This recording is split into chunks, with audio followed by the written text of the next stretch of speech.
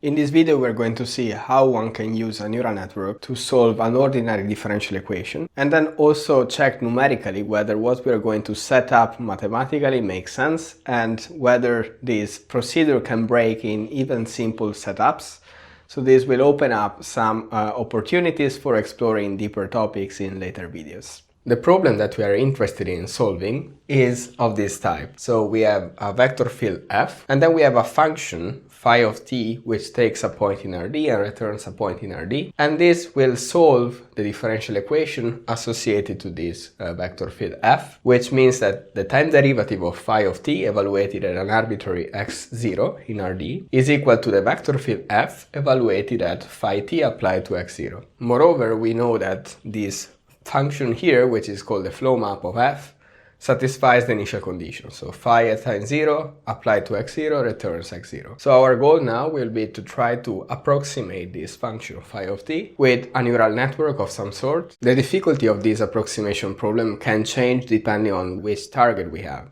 And in particular, in this case, there are two functions that we might be interested in approximating, and we will see how to approximate them both. So the first one is that we focus on a single initial value problem. So this means that we fix the initial condition x of 0, and we want to solve the differential equation with initial condition x0. So this means that we want to approximate a function that takes a time t and returns the solution with that initial condition but at time t. So in our notation we saw before is phi of t applied to x0, and we only focus on a compact set of time instants, so t in 0 capital T. The second version is an upgrade of this, and the idea is that we don't want to solve a single initial value problem but a family of them.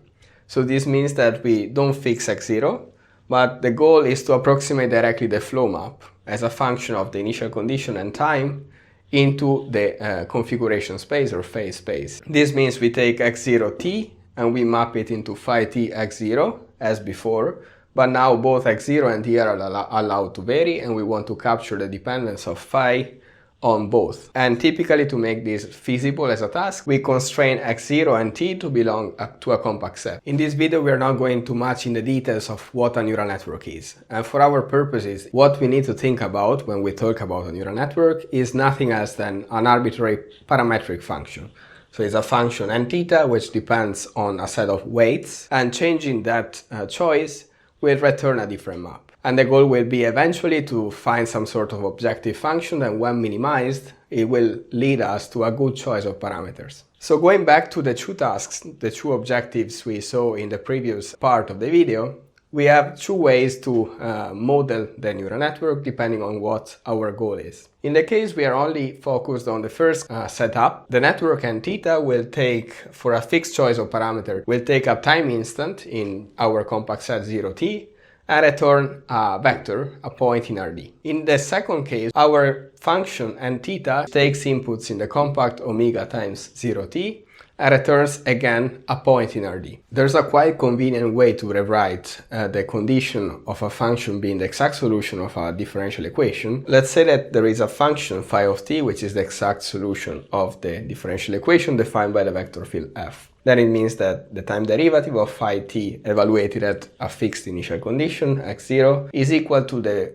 evaluation of the vector field exactly at that location, so phi t of x0. If you just take this right-hand side to the left, you will see that the difference, which we now call r of x0t, which is the residual of the differential equation, or sometimes called the defect, is exactly equal to 0, and that must be true for any initial condition x0 and for any time location t in this Cartesian product Rd times r non-negative. So this means that if we want to approximate the function phi t, another way to do it is by trying to make the function r as close as possible to 0 on enough locations, when instead of phi t we place our approximate solution. And now we are finally in the position to actually define the optimization problem that the neural network needs to solve in order to find a good choice of parameters. And I'm going to go through this only for problem 1 and hint at how this could be done for problem 2, since it's essentially the same. So the tool we are going to use is the residual, what we defined before, but evaluated not at phi t but at the neural network. So what we do is minimize over the set of parameters theta in Rp, what is essentially the residual at some collocation points in time, where these collocation points are in our domain 0 capital T. So we take the average over the residuals at those time locations. Now this in principle could be enough if we only care about solving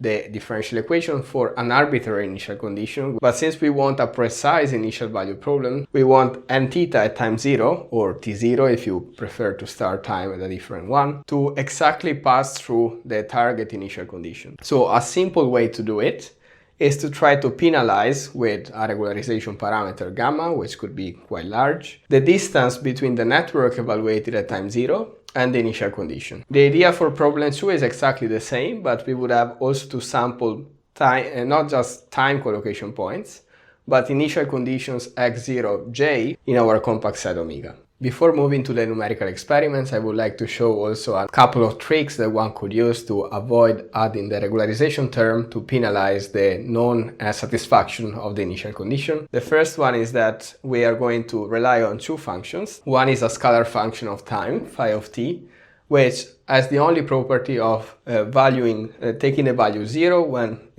taking as input t equals 0. An example is phi of t equal t, and then we also use an unconstrained neural network, and then we define our constrained neural network, so it passes exactly through x0 in this way.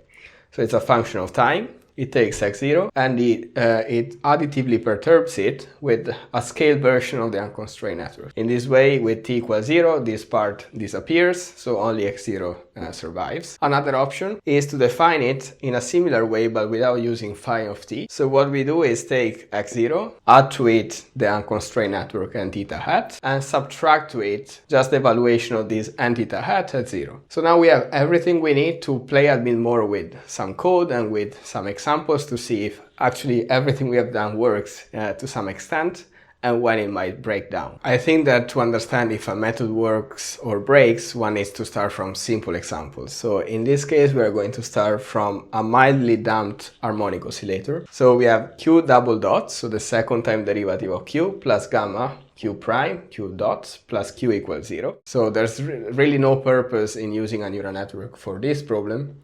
But I'm going to show you that using a network trained as we did, as we introduced it before, can work pretty well if we aim to solve it on a fairly short time domain. But as long as we try to extend this to longer time domains, for example, as one is interested in doing in astronomy or in mechanics, then everything we have seen as it was defined and designed will break quite evidently. So this opens up many options for future videos, and let me know in the comments in case you're interested in exploring more such details. Let's start with the first simple setup where the final time instant, capital T, is equal to 10. Then you can see that the recovery is pretty good. If we try to integrate the same equation for a bit longer, time 40, and we train it in the exact same way, so no changes at all, same architecture, same kind of budget, and so on. And you can see here that the results are much worse.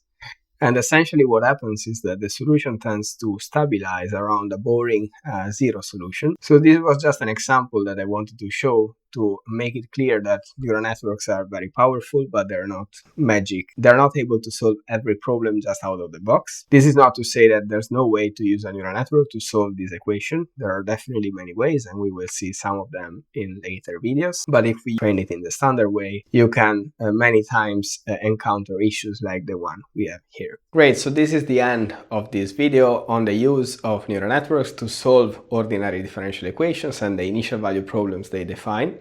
I hope you found something interesting and it was clear enough. If you have any questions or doubts or even suggestions for future videos, let me know in the comments. And I also want to remind you that you can find in the information box of this video a couple of papers that I relied on to describe these ideas, in the sense that they were those introducing the topics we discussed. And you can also find the link to the code I used to generate the simulations we finished the video with, so you can play with it and easily try new examples or try to break it in as many ways as you want. So this is the end for today, and see you in the next one.